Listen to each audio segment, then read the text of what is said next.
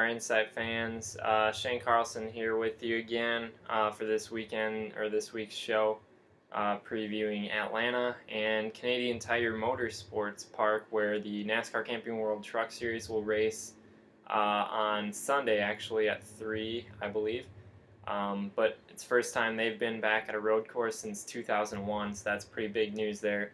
Going to be a really exciting race to watch. But let's get into where we kind of started last week with all the off-season moves moving into 2014, and that kind of begins with the biggest news of the week so far has been Kurt Busch, current driver of the number 78 Furniture Row Racing Chevrolet.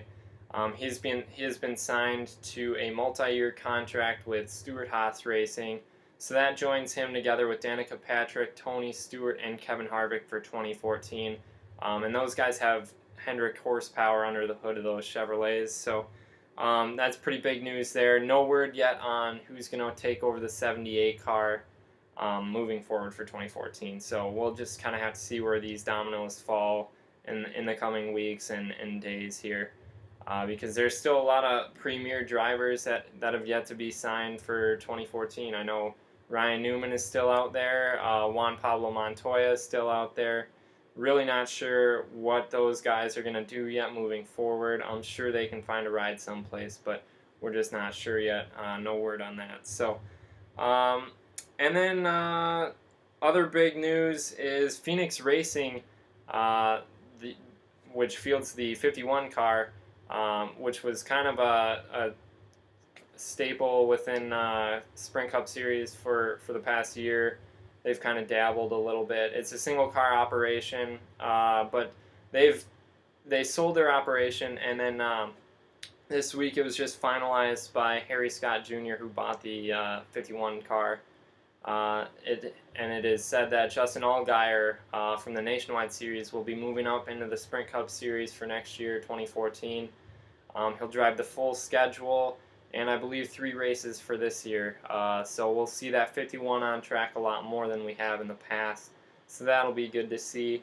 Also this weekend, it's expected that Earnhardt Ganassi Racing, with the vacated number 42 Target Chevrolet, they're going to announce who's going to be driving that this weekend moving into 2014. A lot of people expect young gun Kyle Larson to get that ride. He's got one truck win so far, but he's widely viewed as the next Jeff Gordon or Tony Stewart, if you will. And both of those guys actually have endorsed Kyle Larson. They really think he's the next big thing. And you know, from watching what little I have of him, he does seem like he's able to really drive anything and anytime and contend for wins. So expect Kyle Larson to be in that 42 next year moving forward. Also, AJ Allmendinger has been signed to race a full schedule moving in 2014 for JTG Doherty Racing in that 47 Toyota car. So we'll see AJ back full-time in the Sprint Cup Series. It's been a while for AJ since he was released by Penske last year. And that's basically all the off-the-track stuff. And then at Bristol in the Sprint Cup race on Saturday night, actually, Matt Kenseth was able to win his fifth race of the season there, and so that puts him with the most wins in the Sprint Cup Series for 2013 so far. Just 2 races left until the chase starts, so that was a big win for Matt Kenseth. He edged out Casey Kane, who came home second for the 3rd time this season to Matt Kenseth. So getting kind of old. That scene is getting kind of old there, with Kane finishing second to Matt Kenseth. So moving forward, it has also been announced that Martin Truex Jr., Denny Hamlin, and Bobby Labonte have all suffered injuries this week. Truex and Hamlin actually were both injured in the wreck at Bristol. It was a multi-car pile-up, and Bobby Labonte broke 3 ribs riding his bicycle. So Labonte will not be racing this weekend due to the injury. but Hamlin and Truex Jr. will both be in the cars, in their respective cars this weekend in Atlanta. So that's basically all of the off-the-track stuff. So moving forward, I kind of recapped the Camping World Truck Series race for you last week, since it was a Wednesday night race at Bristol. So I'll just recap the nationwide race for you here. Kyle Busch, no surprise, won the race. It was his 15th race that he's won at Bristol in his NASCAR career. So over the span of all three series, Truck, Nationwide, and Sprint Cup, he's got 15 wins at Bristol. So he's pretty much lit that place up on fire. He's just dominated that place. Everything he's raced in, every time he's gone, he's just been super fast. He's going to be one to beat there pretty much every time you go there. So really not anything unexpected there. It was his 60th career Nationwide Series win. That also leads all drivers in that respect over Mark Martin, who's second. I believe he's got 54 career wins in the Nationwide Series. But points-wise, Sam Hornish Jr. Was able to maintain his points lead over Austin Dillon, even though Hornish slapped the wall due to a tire that went down. So Hornish finished 12th. Austin Dillon was able to rally to finish third and cut in the points lead. Dillon now just trails by 6 points behind Sam Hornish Jr. So that will be interesting to watch this weekend. Those guys battling it out, and actually 3 of the top 5 guys in the top 5 in points in the Nationwide Series don't even have a win. The only 2 guys in the top 5 that have wins are Regan Smith, who's got 2, and points leader Sam Hornish, who's got a win.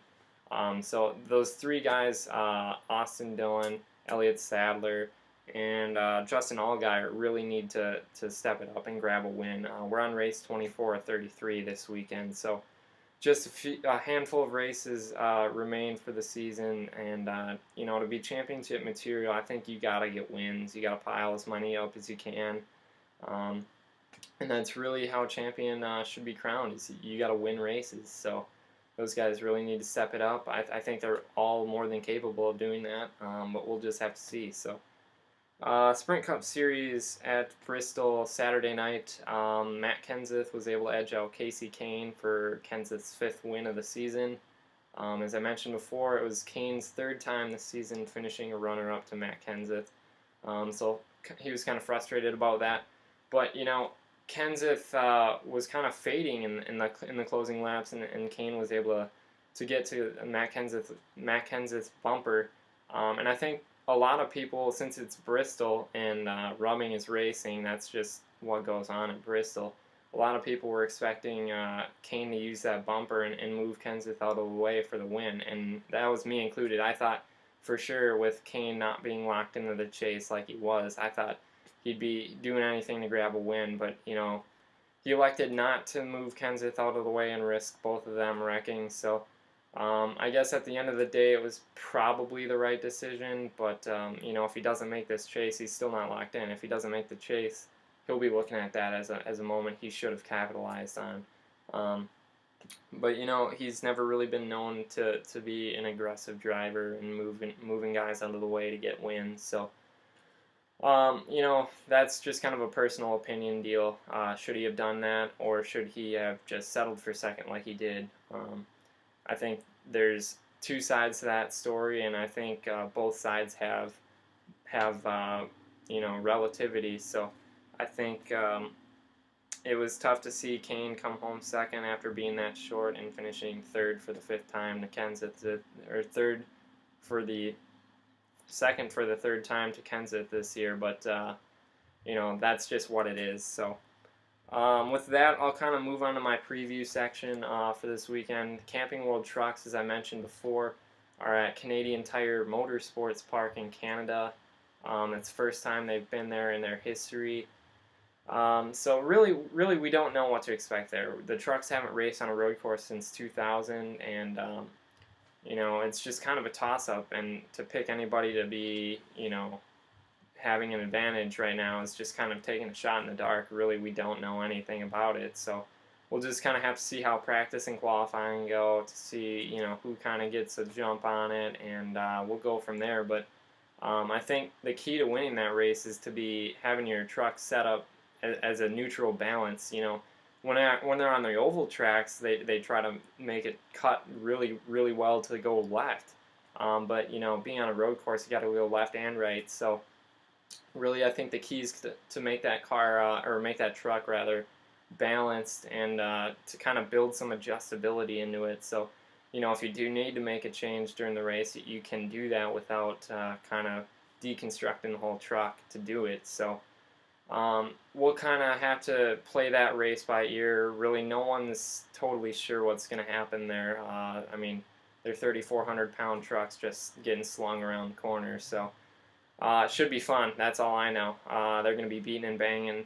Road courses, as of late, have had a lot of great finishes in the Nationwide and the Cup Series. So I don't really expect anything different from the trucks. They're bigger and they're heavier, so I think they're going to be thrown a little bit more around and moving other guys out of the way to get to the lead. So that's Canadian Tire Motorsports Park. Nationwide Series is at Atlanta, as is the Sprint Cup Series this weekend. Nationwide Series, as I mentioned before, Sam Hornish Jr. is our points leader going into that race. And I think you got to watch those three guys in the top 5 without wins so far: Austin Dillon, Elliott Sadler, and Justin Allgaier. They really need to start putting a string of runs together here where they're contending for wins, not top 3s, not top 5s, but I think that they got to go for wins. And if they got to gamble to get one on pit strategy or something, I think that's what they have to do, because Sam Hornish Jr. has been solid all year, and it's a dogfight to get to that points lead. I think they've all been pretty solid, and someone's going to have to separate themselves from the pack, and they may have to gamble to do it.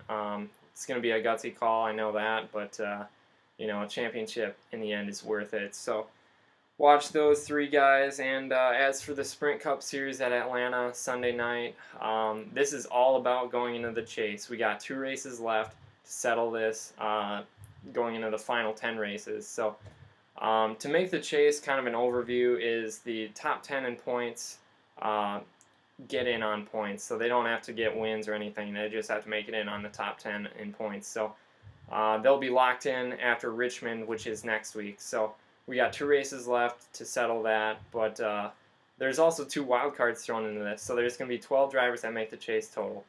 And then the 2 wild cards are going to be chosen from positions 11 through 20 in points at the end of Richmond, who didn't make it in on points, so they're not in the top 10.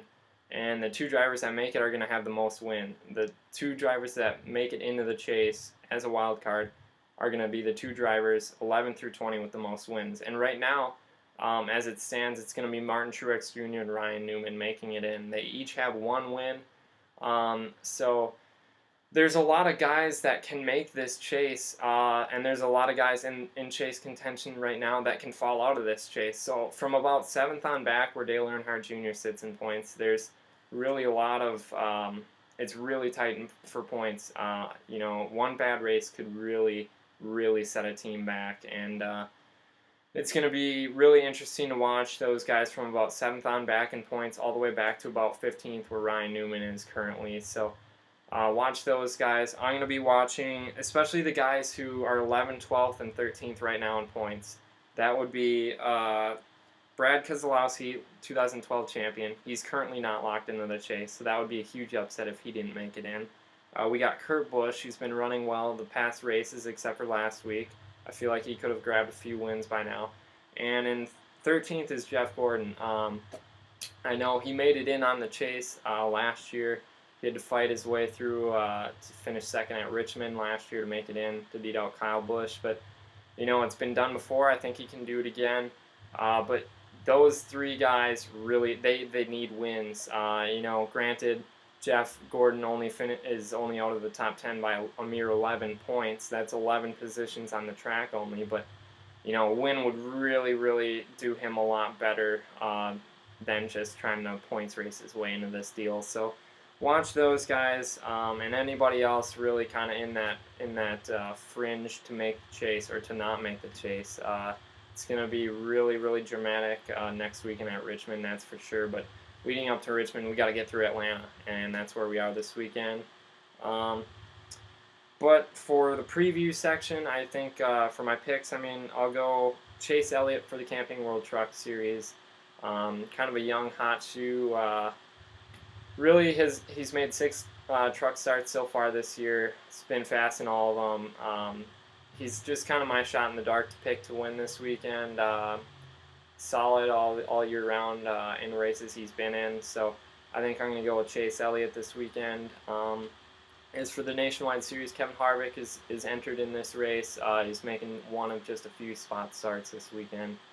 And anytime he gets into a nationwide car, especially at Atlanta, he's just bad fast. So I expect Kevin Harvick to be real quick this weekend and to get the win. So expect Kevin Harvick to be fast. And for the Sprint Cup Series side, I think a lot of fans are going to be happy with this pick. I'm going to go with Dale Earnhardt Jr. He sits just 7th in points, no wins as of right now. But I think Atlanta is really a track that fits Dale Earnhardt Jr. well. It's a fast track. They go into the corner in excess of over 200 miles an hour. Dale usually likes to ride that high line and keep that momentum up around the corners and into the straightaway to keep the speed up and the RPMs up. So I'm going to go with Dale Earnhardt Jr. to win this weekend. It would be a huge win for his team.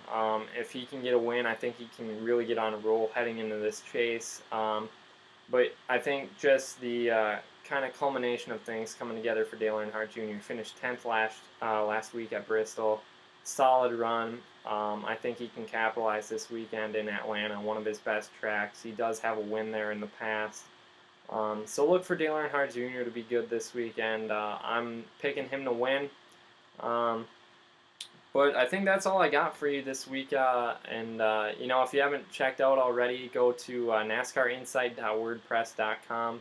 That's where I do my writing. That's where you can check out what I'm thinking and leave your comments and questions for me to answer. I'll get back to you as soon as I can. I normally check a few times a day, so should be a fairly quick turnaround there. But if you would do that, that would be awesome. And enjoy the races. Thank you.